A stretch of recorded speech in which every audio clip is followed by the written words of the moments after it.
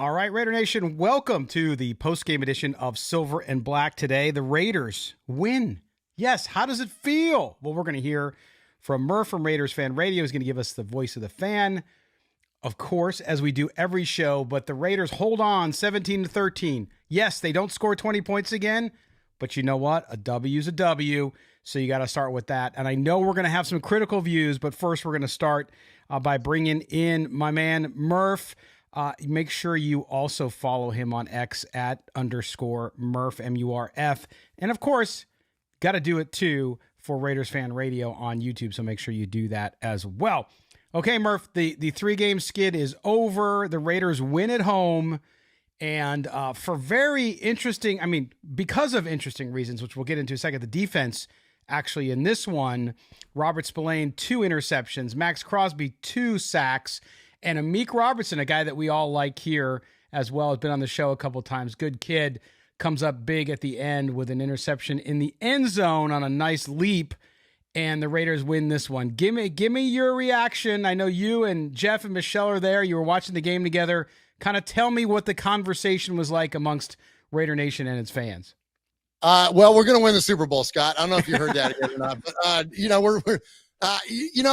tell you, this is an interesting game because there was so much to be critical about. So I don't want to lead any of my comments about this game in terms of criticism, because look, like you said, a W is a W. At the end of the day, it's all about putting more numbers in the left column than putting them in the right. So I will always be excited about a Raider victory. That said, like there was some things there that I've said it probably 3 or 4 times during this game as it was starting to close out. I'm like, some Raider stuff is getting ready to happen, where it felt like it was like, okay, momentum starting to turn around, even all the way down to that last play. I felt that like previous versions of this Raiders team, that ball, instead of staying slightly pinned on Amik Robertson's shoulder, it slips through and Watson tugs the ball away from his shoulder and comes down with a touchdown to win the game. It was like, that's like some Raider stuff that used to happen to us all the time, but it didn't. Like those things didn't happen. And despite the lapses and despite the mistakes, they still fought, they still clawed, despite the fact that Maxx Crosby is, like 75% of our defense now, like we were still able to get it done. So, incredibly thankful for the performance that the Raiders laid out. I mean, in front of a home crowd, we saw some of the, and I'm sure we'll get into it, some of the reactions from the owner's booth and things like that tonight. So for the Raiders to kind of pull it out and to pull themselves up by the bootstraps, like I think that it was pretty impressive. And I will say this too, like I felt like this was a player's victory. Mm-hmm. Like this 100% came down to those young men on the field selling it out as best they possibly could to bring this win home, because a lot of my criticism over the past, a few weeks now about Josh McDaniels and the Raiders, coaching staff, mainly a little bit front office, those opinions this win didn't sway any of that at all. So 100% give credit to these young men. And I hope that when McDaniels does his pressers tonight, and when we go back and listen to it, that he diverts a lot of the credit. That's what a good leader does. You divert the credit, you take the blame, and give it to these young men because they battled their ass off to get this victory.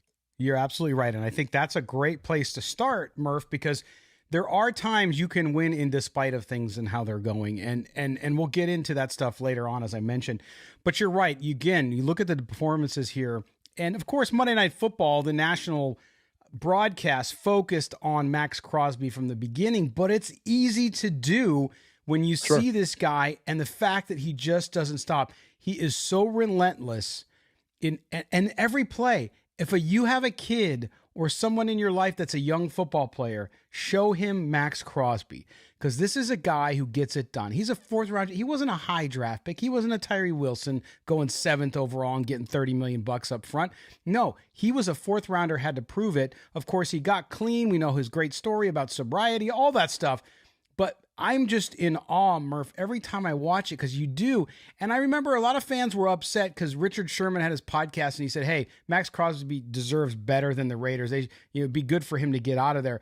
I think this is what he meant. I don't know that he meant that. I know a lot of people think that he's got an anti-Raider bent, whatever. But the point is, he's so good. And I grew up in San Diego as a Padres fan, right? Tony Gwynn was on the Padres. He went to the World Series twice.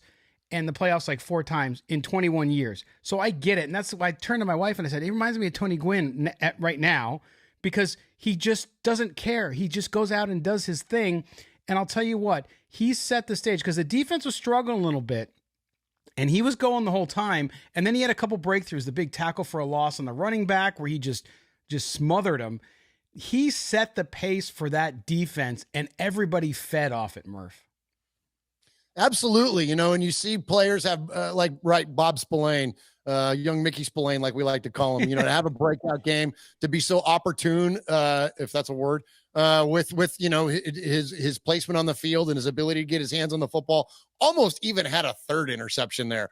Like, when's the last time that happened, Rod Martin? It's been a long time since we had a linebacker come up with their hands on the football on a regular basis. And that's what this young man did tonight. And even if listen, here in the fan cave and me and my two amazing co-hosts of Raiders Fan Radio, Jeff and Michelle, we were on Marcus Peters a lot tonight because there was a lot of plays I think that whether it's age or, lingering issues still from his injuries or whatever it is. And I got a lot of respect for Marcus Peters as a player. So my comments are not an indictment of him and his career. And he's an awesome, Bay Area, Oakland guy. And so I got nothing but love for Marcus Peters. That said, the soft coverages he was playing tonight, he wasn't in position a lot, and a lot of times during the game. And, and I don't know if that's a coaching thing. I don't know if that's a player thing, but to this fan's eyes, it looks to me like as Father Time is undefeated, you see a player, they start to lose a step. They start to play a little bit softer. And it's, we've seen that with the Raiders a lot. And I think we were even talking about it amongst the three of us, as of recent history, the only, well, not, I won't say the only, but the one that's most memorable in terms of the Raiders bringing in an aging free agent that still had a lot in the tank was Charles Woodson. Charles Woodson was amazing, no doubt, playing safety for us when he came back to Oakland. And so, but outside of that, there's not a lot of glaring examples of Raiders bringing in players from James Jones to Jordy Nelson to Justin Tuck to, you name it. There's been so many that have come in and they just weren't the same player they were. And so I feel like Marcus Peters is a lot of that. But all that said, so I led with all this stupid criticism, but then he freaking makes the play at the end of the game, which is the whole reason that we brought him in was to create turnovers. And he did that. And so it's almost like a running back that gets stuffed at the line of scrimmage 3 times, but then all of a sudden it's an 80-yard breakout touchdown run, a la Barry Sanders, right? It's those are the kind of if that's the kind of play we're going to have out of Marcus, where it's going to be all right, he's going to struggle a little bit. He's going to struggle a little bit. And he's going to just freaking create that turnover that we so desperately have needed. And the Raiders defense came up with those tonight. And all that said, not to just make it all about Marcus Peters, but the rest, but your idea about how the energy of the defense has completely fed on the motor of Maxx Crosby, the mindset of Maxx Crosby, that guy, not only, you mentioned, he's relentless. And I think that that's a very common theme when it comes to conversation around Max nowadays is that, that relentless nature that he has to him. But what Jeff said something at the end of the game, we watch the press conference, you see Rich Bisaccia come over there, grab him away from Lisa and gives him a big Smalter. Thank you. Gives him a big hug. They have some kind words there, whatever. And it was and then he goes on to shout out Raider Nation. He takes a minute to acknowledge the fans. Even in a stadium where there's only 46% of them are Raider fans, he acknowledges the fans. He acknowledges his daughter. And Jeff said, he's is this dude one of the most Raidery Raiders of all time? And he kind of looked at me and Michelle. Absolutely. Because me and Michelle have been Raider fans for a long time. We're a little bit older than Jeff. And he kind of looked at us am I crazy for thinking this? And we're no. Not at all. I'm wearing Gene Upshaw's jersey. He's right up there with guys like Gene, guys like Howie, guys you name them. He is an absolute all-timer when it comes to the Raiders. And I couldn't be prouder to have him as a member of our football team and a representative of our football team. Of course, Davante Adams as well. I didn't get a chance to hear Davante's comments after the game because we've gone live since ESPN's done their interview with him. But and so I don't want to take anything away from Davante, but even that, I don't know. I think at this point, Maxx Crosby is he's it. He's the face of the freaking Raiders at this point. And and we couldn't ask for a better rep. So, and Murph, it starts with his play, and he's a great player. And the reason I brought up that energy that the defense seemed to feed off was because the defense was struggling. They were getting gashed on the ground by the Packers, who were missing their top running back, by the way, in Aaron Young. So they were there, and they were kind of getting run over for a little bit. It was surprising to me that Green Bay was establishing the run so quickly, but it also was key because for whatever reason, Matt LaFleur decided to go conservative against the Raiders' banged up defensive backfield. And what that did is it allowed the backfield did well. You saw Amik Robertson. Now, the Marcus Peters stuff, I tweeted out about that during the game because I couldn't believe it. He wasn't making tackles. He was trying to make tackles, or he was pretending to make tackles, whatever you want to call it. But after that, like, initial first couple drives where they were giving up chunks of yards, and the 3 points, then Maxx Crosby, he just seemed to come to life, and not just come to life, but to create plays. And when you have a breakthrough, that's what the Raiders have missed a lot, I think, this season so far, is that one play. Even though Maxx Crosby's almost home on every play, he gets it, he makes it happen, and then everybody else starts to believe. Team sports like football, it just happens that way. You start to feel that momentum and that kind of vibe. And to me, that's when it started, when he got that first sack. And that's not to say that they did perfect on every down, but clearly they did enough to contain Green Bay in this game. And I would get, I mean, if I'm in the locker room, I'm giving the game ball to the defense. I mean, you might give it to Maxx Crosby, sure, but I'd give it to the entire defense because they came up big when they had to, and there was contributions from all over. Yeah, absolutely. I mean, we saw it from the middle of the defense today, which we hadn't seen a lot. And, and so much props to Amik Robertson, man. Like, we love that guy. You mentioned him earlier, coming on your show, and I'll interview with him. And I'll never forget the tears in his eyes and the appreciation that he had when the Raiders drafted him, when they did when the Raiders did the "You Make the Call" videos and all that stuff. And, I think that he epitomizes to me, like, he's a dog, like he's a scrappy dude.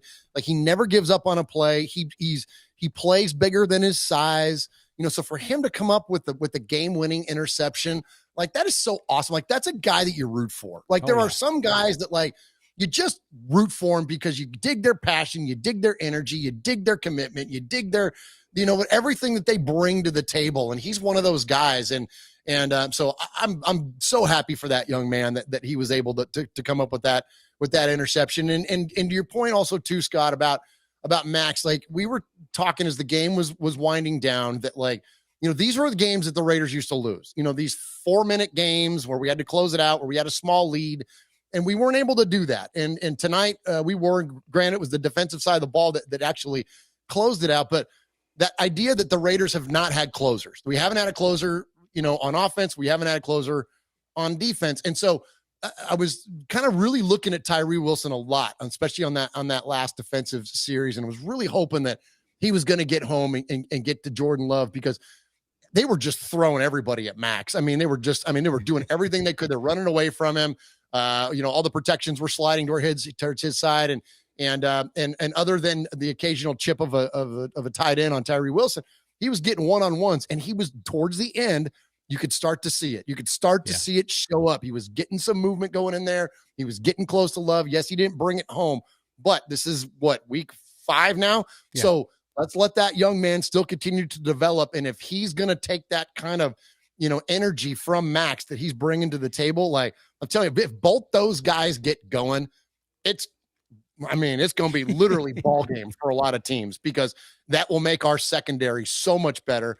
And even and that said too, and I also want to just say too about Amik, being elevated to being a starter tonight, like, just with the injuries that we've had. And so for him to come up big like that, it's just, it's just good stuff, man. It was really good stuff for the end. But again, I want to really harp on this. Like, we've got our criticisms about Patrick Graham. We've got our criticisms even about Carmen Brasillo and the regression of the offensive line.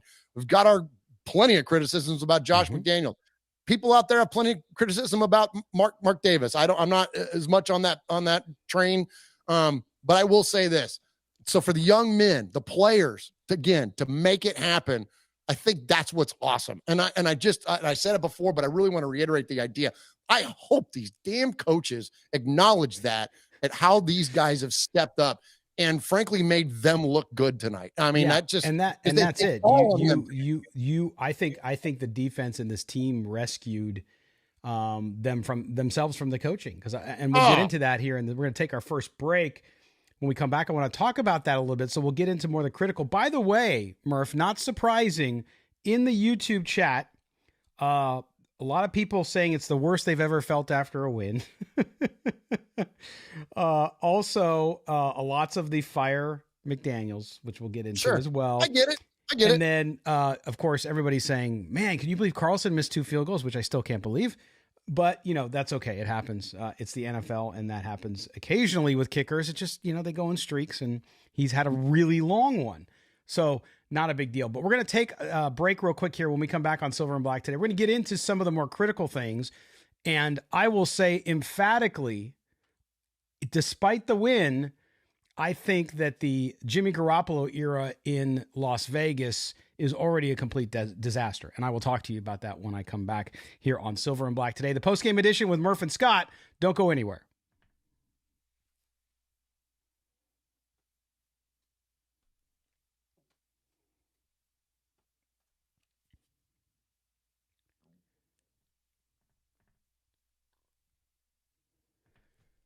All right, you are back with Scott Gulbransen, Silver and Black today, along with my guest, as always, here on the show after the games. That is Murf from Raiders Fan Radio. Make sure you follow him on X @_Murf. I am at LV Gully. Don't forget to subscribe to the show wherever you get your audio.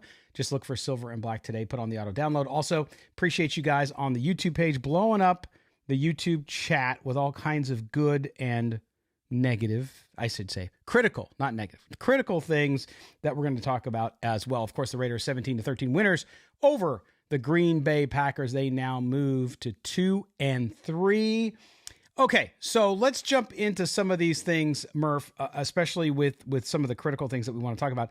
Number one, Jimmy Garaoppolo. I made a strong statement because I really believe now that I've seen enough. I've seen enough of Jimmy Garaoppolo. Now, I know there's going to be people out there, then why did we move on from the other quarterback? I don't criticize the Raiders for moving on from the previous quarterback. I criticize the Raiders for moving on from the previous quarterback and putting all of their money on Jimmy Garaoppolo, and Jimmy Garaoppolo has not delivered. You saw an interaction with him and Josh McDaniels after the interception where it seemed to be pretty heated. Now, who knows what's happening? You don't know what he's saying.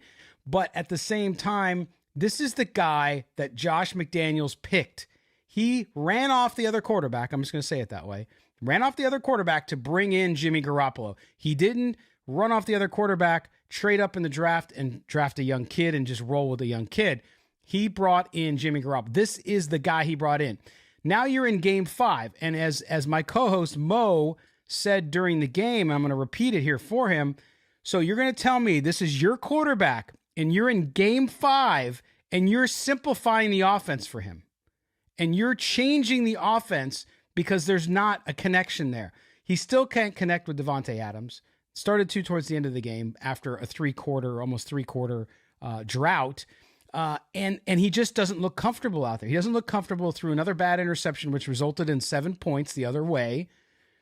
And so I'm just going to say it because, look, I'm not saying the Raiders can't win more games. And I'm not saying you go right to Aiden O'Connell right now. But, man, I'm telling you, Josh McDaniels, his seat is going to get a lot warmer because of what he's done, the decision and the play of Jimmy Garaoppolo, and the fact that this offense overall, Murph, they have nice plays, nice sequences, but overall they just can't get over the hump, and it has to start in the NFL with the quarterback. Yeah, what was he? 22 of 31 for what? 208 yards or something like that. Like, I don't even know. I don't have the numbers in front of me. 22, 31, 208, 1 TD, and 1 interception. That's an 86.5 quarterback rating. There you go. And so, we were talking about it tonight. So and we're so with you. Like, I don't want to just completely reiterate everything that you said. But all three of us here on Raiders Fan Radio, we agree, and moving on from Derek was a right decision. It was the right thing for him, frankly. And sure. I don't know about a lot of you out there, but if you've been watching Saints games this year, Derek looks like Derek. He looks like the same guy. He moves the ball very efficiently between the 20s, struggles in the red zone, and struggles with some bad interceptions. And, there's a reason that Alvin Kamara and Taysom Hill get a lot of their hands on the ball, the ones responsible for scoring in the red zone. So, not that Derek hasn't scored red zone touchdown, because I think he's done 2 to this point. But anyways, my point being though is that I get it why they moved on. But I also get the idea that they didn't make the right choice and who they moved on from. It was just like when we traded Khalil Mack away. It was okay, we saved all that money so we didn't have to pay him. We acquired all this draft capital, but then we didn't do anything with all that draft capital we acquired, other than the idea that Josh Jacobs came out of that draft. But we didn't do anything with it. So what was the point? And so that's where I kind of, the three of us collectively tonight were what was the point of moving on from Derek? We could have just kept him. We could have just kept them and been the same old team we kind of always have been.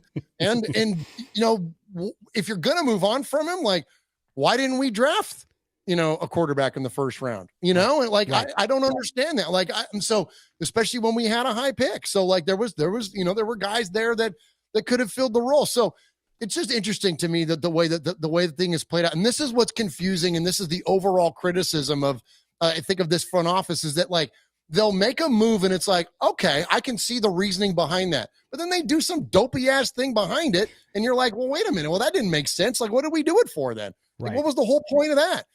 So I'm with you, Scott. But that's the point I'm finding here too. And it's not, there's been that battle in Raider Nation over the former quarterback and talking about that and all that. That's not what this is. I'm purely going off performance. We on this show have always had reservations about Garaoppolo because of his injuries, right? We always had it. But we've had guest after guest who covered him in San Francisco who talked about what kind of quarterback he was. And they talked about it on the broadcast tonight, right? He's going to dump the ball off. He's not going to challenge you vertically a lot, but he's not even doing that here. He's not finding the middle of the field. Now, for example, passing to tight ends. Boy, the game started off, I was really excited because I saw Michael Mayer actually get targeted twice for nice gains. But that was the scripted beginning of the game, right? So he did that. Then you get later in the game, Devontae Adams disappears. He doesn't disappear. Jimmy G doesn't see him. Same thing with Michael Mayer. They go to Hooper one time maybe. And again, he gets into the rhythm of only finding Jacoby Myers or looking for Josh Jacobs out of the backfield. It was a repeat of the other games.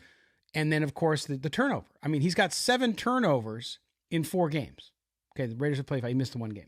So this is unacceptable. They talked about it all week, and even him before the game, the last press conference, he said, yeah, no, I've been focused. I got to protect the ball.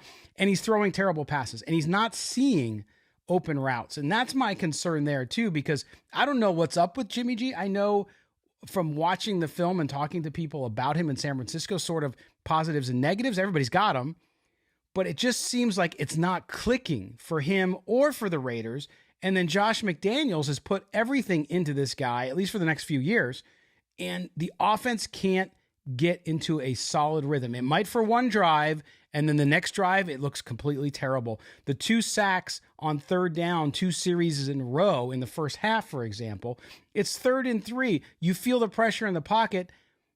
You're going to take a sack? Why? Throw the ball off, dump the ball off, do something, step up in the pocket. He couldn't do it. So I'm just completely unimpressed. And 5 weeks in, I'm just going to call it what I think it is, which is a disaster.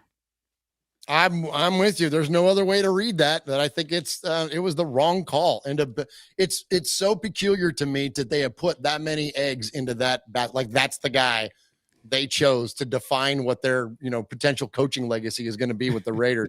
Or in Dave Ziegler's case, the GMing of the Raiders. I'm just shocked by that. That was the one that they went all in for. And for all those reasons that you stated, that he just doesn't have the field awareness, doesn't have the vision that we expected. Yeah.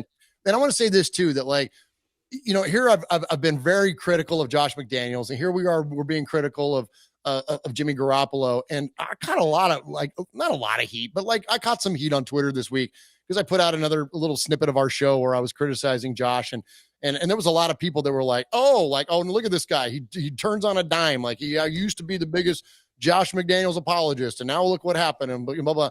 Look, man, opinions can change based on the evidence provided. Of course. Okay. And so in the offseason this year, when the Raiders chose to move on from Derek Carr, we understood why. I can look at it objectively, not subjectively, and put my Derek Carr fandom aside, which I was when he was a member of our football team, put my fandom aside for the player and look at the fact that the Raiders needed to make a significant change. And the idea that Jimmy Garaoppolo was a proven winner, he had the support of his former teammates. You listen to the guys who used to catch passes from him, Brandon Ayuk, George Kittle, Debo Samuel, they all love Jimmy. So what evidence was provided for us as Raider fans that Jimmy was going to, quote, suck, okay? And when you looked at some of the numbers, and especially I think it was the 2019 season, like he had numbers that would rival Derek Carr, even including throwing the ball downfield. So those were the things that we looked for in order to be excited as a fan base, because we're Raiders fans, and that's why our show is Raiders Fan Radio. So I'm a fan of the Raiders, and I'm going to look for the good in them. Well, at this point, I'm with you, Scott. There isn't much to be a fan of his play. So my opinion is going to start to change. And the idea that you're not willing to put Aiden O'Connell in as the backup to Jimmy Garaoppolo to get the young man some snaps and to get him developed, to find out what you have. The NFL has become a league where you have to have a franchise quarterback. Well, even at this point, 5 weeks in, Jimmy Garoppolo has proven that he's not going to be our franchise quarterback. So what are we doing? Yeah. What are we doing?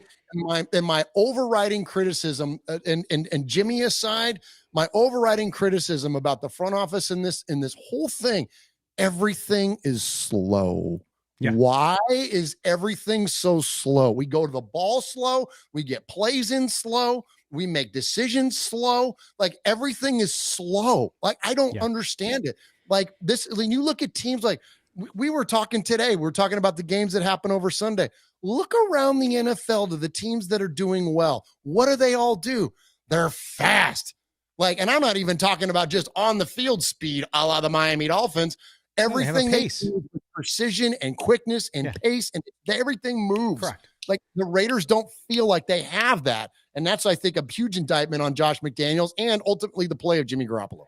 Look, I looked at it today, and we'll move off of Jimmy Garoppolo because I know we'll spend some time here on this show this week talking about it. But you look at Josh McDaniels in the coaching situation. I know everybody in the chat saying fire him, fire him, fire him. I don't say fire anybody. I can tell you that I think he can't manage the clock still. He still has problems with clock management. The end of the first half, they hold the Packers on a third down, deep in their own territory. There's a minute 40-something left. And the Raiders had 2 timeouts left, and they don't call a timeout. The clock ticks, and they don't get the ball until 55 seconds. And then you got to rush down the field, right? And then Carlson misses the field goal. So you have that, and it's like, wait a minute. You're an offensive guru, we heard. You still can't manage the clock. You saw it later, too. I mean, the first timeout they took was because the play got in late in the first half. Then in the second half, you saw it again.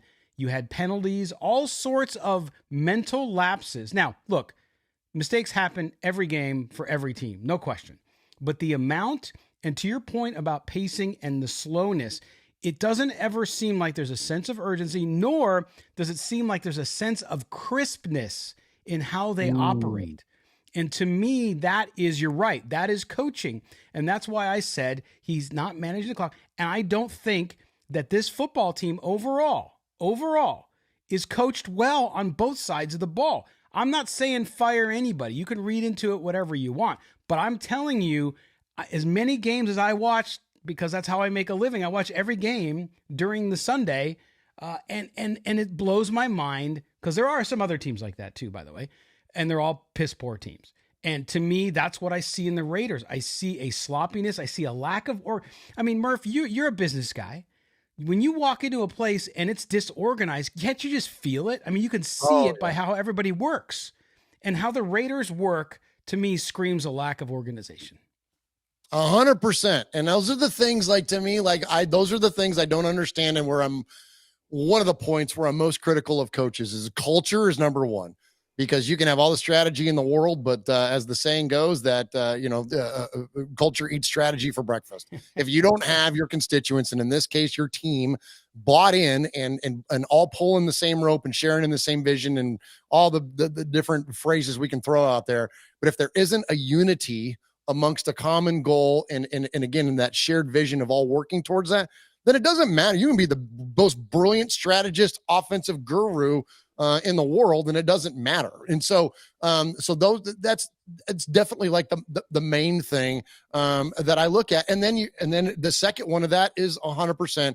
It's organization. It's it's sloppiness. And again, it's the timing of things, and it's all that where it's like, because those are controllables, and like, you can control effort, you can control organization. You can't control what happens when a ball gets tipped in the air, right? Correct. You can't control it. Like, no. I mean, you can be a great athlete, and you can hope that your players are in the best position possible to share in success, but you can't control it. You can't control what Matt LaFleur is doing. You can't control what Jordan Love is doing. You can't control those things, but you can control your side of the field and your crispness and your organization. And that to me, you drew the business analogy, and you are 100% correct. And in time, you can feel it when you walk in to a business, and when there is sloppy management, you get sloppy results, and you get sloppy effort and energy and all that. And you can just feel it. You can feel it in the room when you walk in. That's why always one of the number one things that happens is when you get a management change or a buyout or whatever else, what do? They clean house, and you bring it all the way down to the foundation, and then you build it all the way back up. That's why when you become a Marine, they break you all the way down and then build you all the way back up the way that they want you to be. So it's just, please. No, I was going to say, I just think too, that when that happens, right? Because a lot of folks might say, well, the players have to own that too. And to a certain degree, that's correct. You need to work hard. You need to be focused, right? But when you're in a culture or in a environment where things are like that, it kind of sneaks up on you. You don't even realize it. It's like you're part of that nomenclature, and it happens, and it's thrust upon you, and you don't even realize it. Right now, Maxx Crosby seems immune to it. I'll say that. But other than that, guys just get complacent. It happens, right? Even though Josh McDaniels is a known hard ass on guys, much to the chagrin of some, because some don't like it. But you look at that, and to me, that is such a great point. Okay, we're going to take one more break. We're going to come back. I want to talk about two things when we come back, Murph. Well, three things. One is the offensive line. Two is the decision to kick the field goal towards the end of the game, which, of course, was Carlson's second miss, but okay.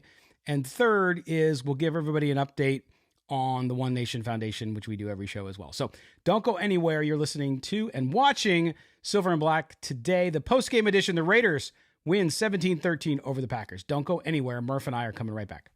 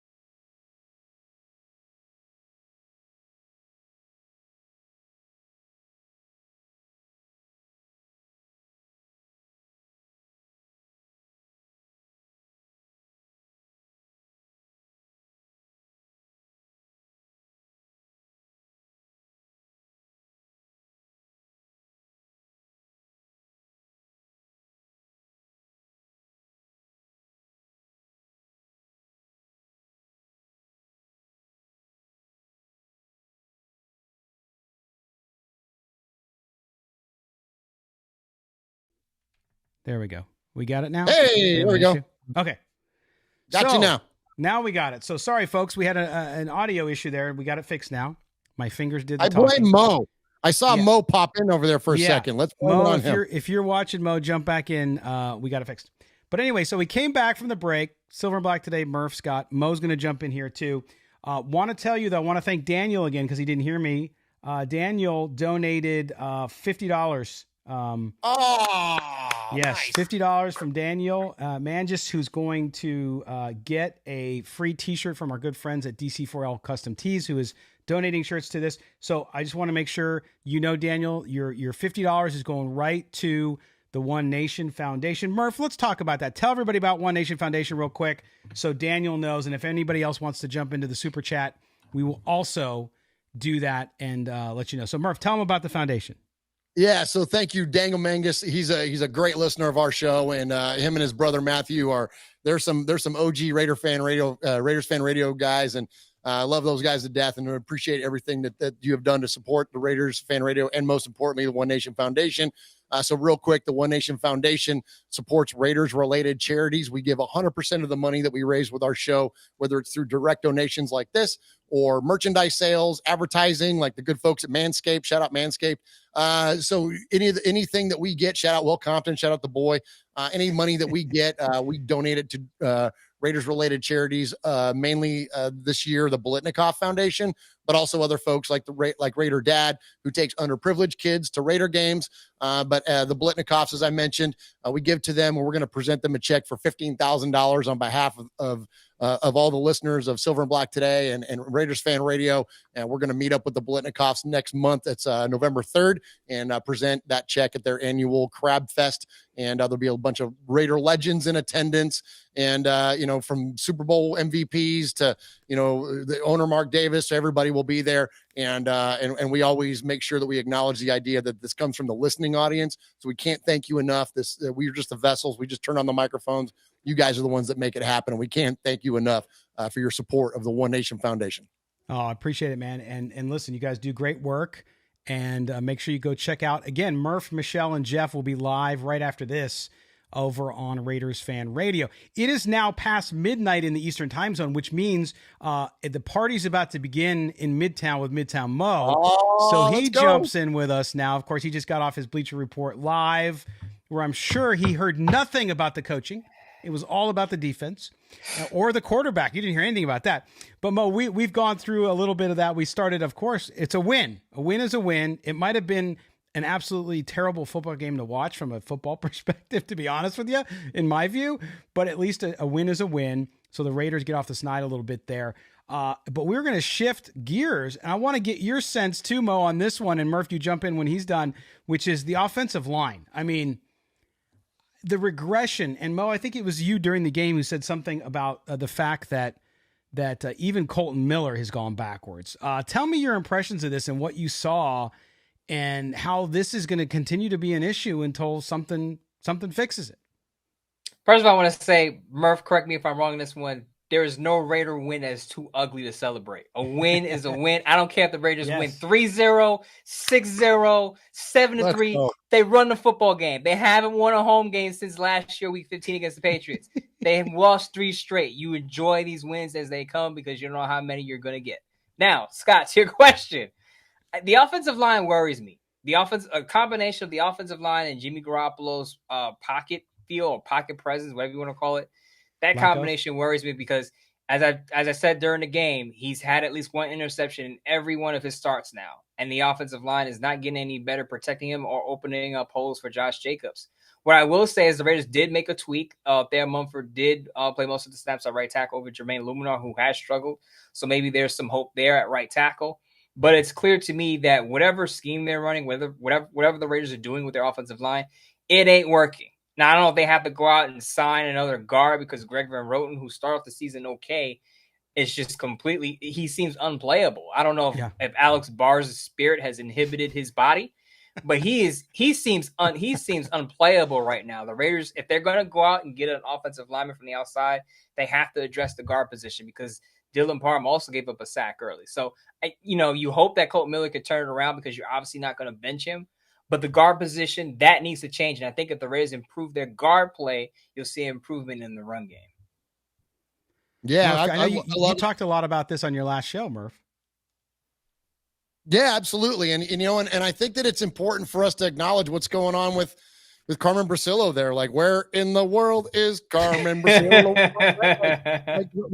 like that guy, we sung his praises, especially going into last year towards the end when the Raiders offensive line was playing pretty darn good. So, at least, in considered to our expectations and to where they were and kind of outplaying their talent a little bit. And so when you see regression, like that's always it always comes back to coaching, man. And I hate to just sit here and just call out coaches all show long, but but they're the ones responsible for it. And when it goes backwards, when you have the same group essentially, and they get worse, Like, what happened? Like, what changed there? And so, Exactly. again, does it come down to culture and environment and all those kinds of things? I'm not sure, but I do want to also acknowledge too what you said, Mo. There is no such thing as a bad Raider win, man. They all good. And listen, this might be our last win at home. You know what I mean? Like, this season is not going well. And I know we got the Patriots and the freaking Bears on deck, but then, guess what? We got to play the freaking Lions. Wouldn't that be something where the Raiders at 3-3 and and I thought that we were going to get past the Steelers and the Chargers. I really did. And that would have been a nice, real run of success for the Raiders going in to play a team like the Lions, who's proven to be one of the best teams in the NFC this year. They're just playing out of their minds. Speaking of good leadership, Dan Campbell, right? Like, I mean, look, these things are not hard. Look at the teams that are the best in the NFL right now. And I'll say this quick and I'll shut up because I want to hear from Mo because he's way more cool than I am. But like when you hear, like, you look at guys in the NFL, they're great. Bob Saleh, amazing coach, amazing leader of men. Oh, yeah, guess what? Best team in football. Dan Campbell, right? Amazing football team. Mike McDaniel. I was talking about Mike McDaniel today. I was talking to Valerie, and we were talking about leadership when it comes to coaches. And I'm like, he's the biggest goobery football nerd there is. But when it comes to coaching a football game, he's cold, man. He's a badass. Like, he ain't afraid of anything, and his players have his back. And when you look at guys like that, like, you don't have to be a rah-rah guy. You don't have to be John Madden. You can be Tom Flores too. You know what I mean? Like, there's two different ways to be an effective leader of men. And so, anyway, so when you look around the league, man, the best of the best coaches out there are just really super effective. And so, anyway. And Murph, no, you bring that up because I just wrote a story about the Dolphins and how he's combined two really well-known offenses, and everybody's like, that'll never work. And he's like, yeah, screw it. It's going to work because I'm going to make it work. So I get it there. By the way, I got to do a shout out Justin Churchill for a $5 donation to the One Nation Foundation, and Big Shane, Raider Nation for Life, $100 donation to the One Nation Foundation. He says, when we support the One Nation Foundation, we all win. I will say our offensive line has no shadows because they can't block sunlight. Woo! That's a good one. I never heard that one. That's a good one. That's a very good one. Thank you. Thanks for the donation, man.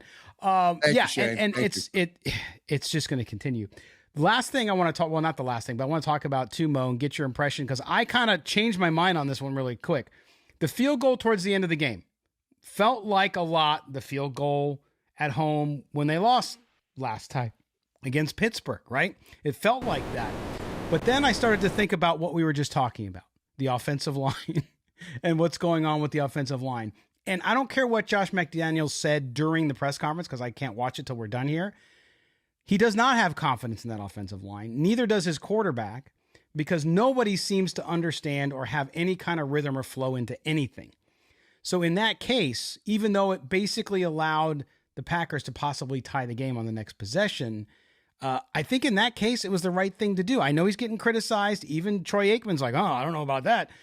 But as bad as that offensive line has been, couldn't you argue that, Mo?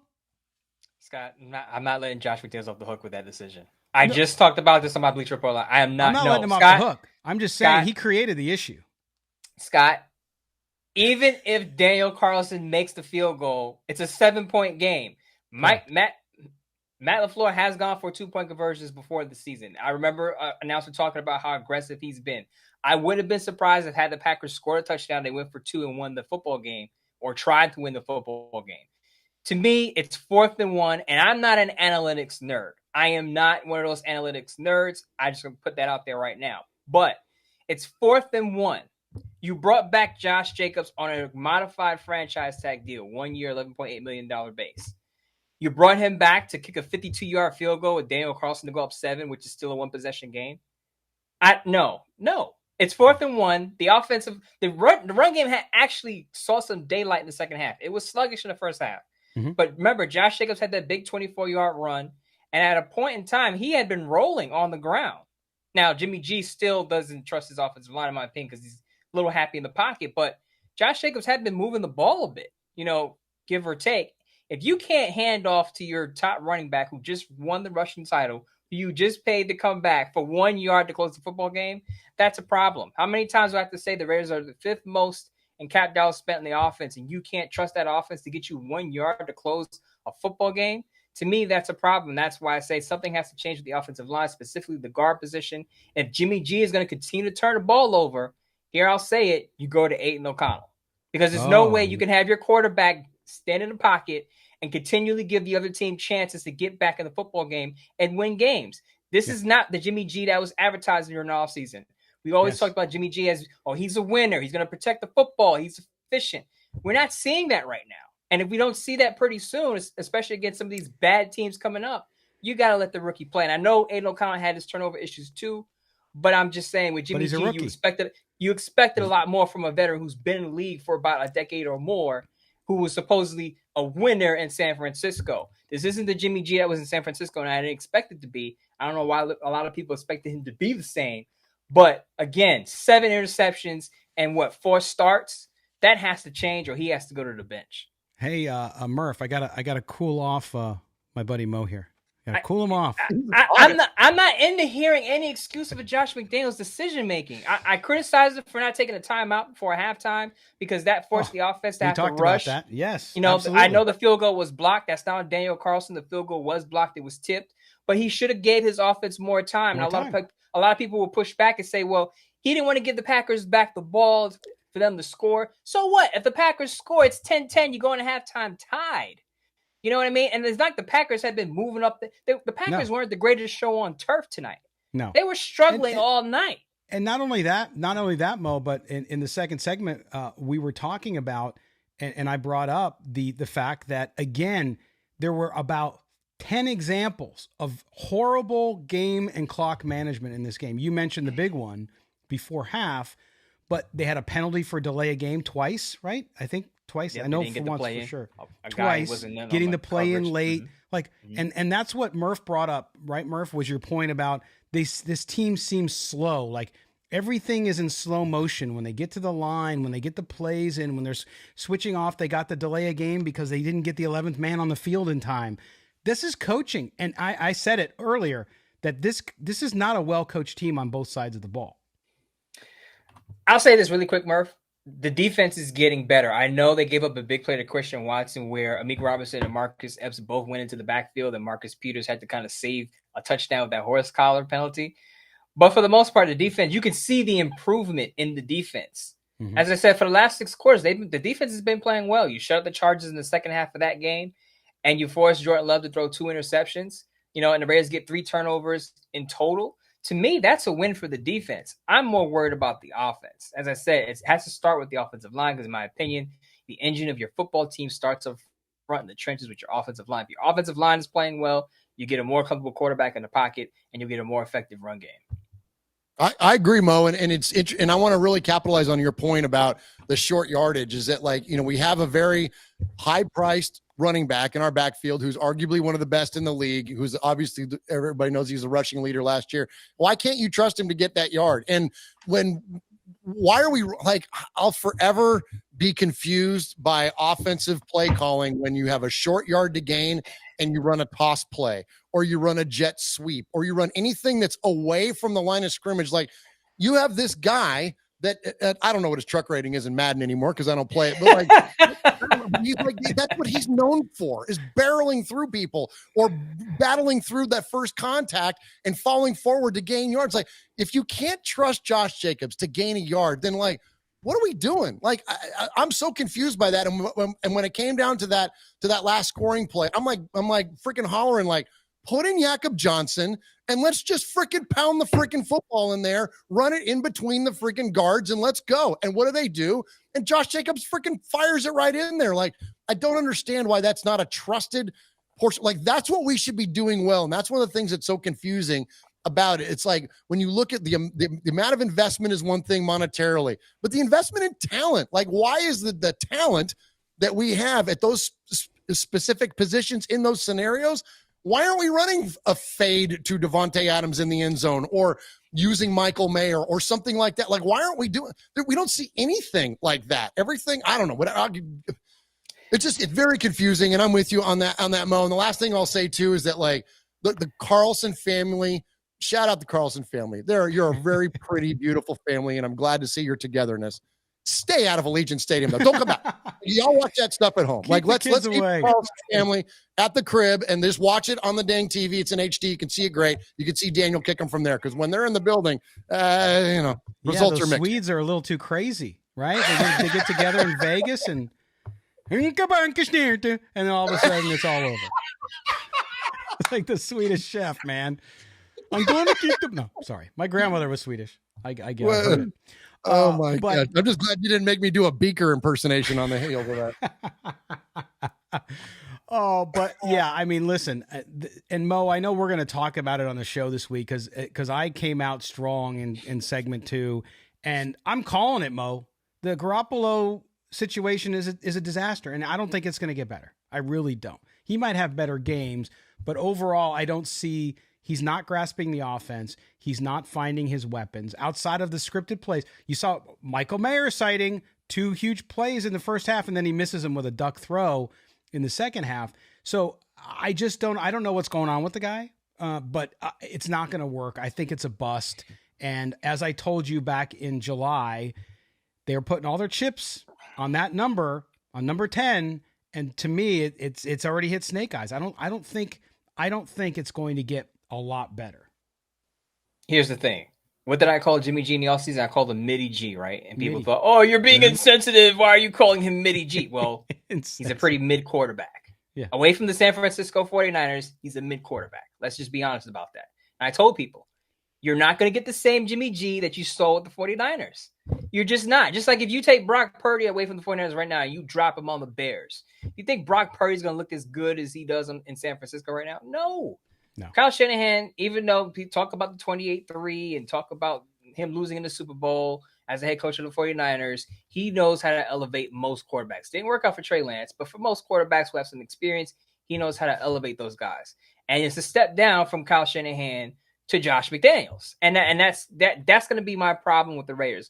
While I like their chances to win, at least 3 of the next 5, they have, as we mentioned, the Patriots, the Bears, the Lions, and then the 2 New York football teams. I like their chances to win at least 3 of those games. What's going to hurt them is if Josh McDaniels keeps making these conservative calls, and it's going to cost the Raiders one of these games that they should have won, and you're going to have me, you, and Murph up here screaming our heads off because Josh McDaniels cost them a game with one of his conservative calls. Instead of trusting his high-paid offense, he wants to kick field goals and punt the ball. So yeah. We'll see how that by the way, Raider Worm, our good friend on YouTube, $5 donation to the foundation. So just wanted to say thank out to him. And he says, fire up the Irish cannon. So yes. So there you go. So we'll see what happens. I mean, it's just not, it's blown. It's not going to happen. It's not going to work. It's just not going to work. And Murph was talking earlier about changing the mind about the coach and all that stuff. Look, we had our doubts going in with Garaoppolo. And again, the Raiders win 17-13. Okay. It's a win. It's good. But you can't ignore, to your point, Mo, you can't ignore how bad the offense has regressed. And there's no excuse. These guys have run the offense for 2 years. Jimmy Garoppolo's new to it, but he's not taking advantage of all these things that he has. He doesn't have the defense he had in San Francisco, but he's got a pretty good offense. But the offensive line has regressed. Devontae Adams, they can't find him for a whole half. Michael Mayer, they can't find him except for 2 plays. Again, he finds Jacoby Myers. I don't know if those guys got a money thing going on there. What's going on? But that's all he finds. Hunter Renfrow, 1 target tonight? That's it. Again, 2 targets, 1 catch. Yeah. Yes. So there you go. So to me, there's so many layers here, and I know we're going to get going too because we got to get Murph off to his show before Michelle and Jeff pass out because they're still drinking, right? Is that what? Apologies to them. Right, we're holding the head blowhard over there. Over here, away from there. Yeah, he's got to go. He's got to save some of it for his own show. Oh, my gosh. All right. Well, listen. Me so well, Mo. Yes. Well, listen, Murph, thanks for being with us, my man. We really appreciate it.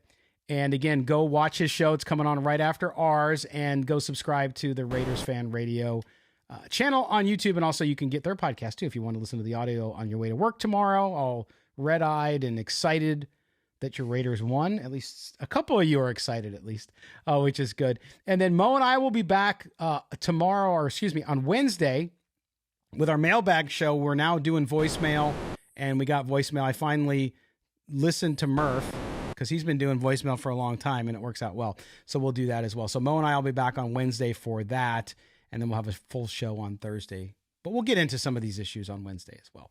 Murf, my man, my best to Michelle and Jeff. Have a great show, and we'll see you next time.